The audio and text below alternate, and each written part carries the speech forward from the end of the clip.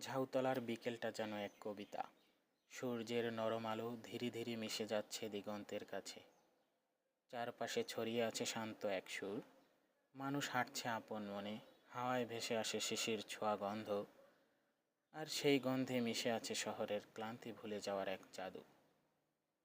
এই পথের প্রতিটি ইট যেন বলে, বাঁচো একটু ধীরে, দেখো একটু গভীরে।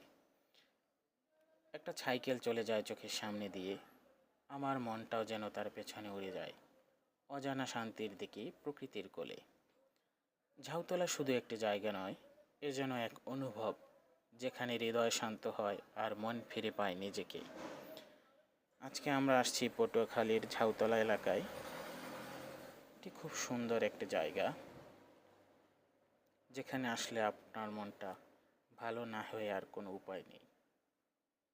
আমি প্রায় আসি এখানে হাঁটতে। খুব সুন্দর একটি জায়গা।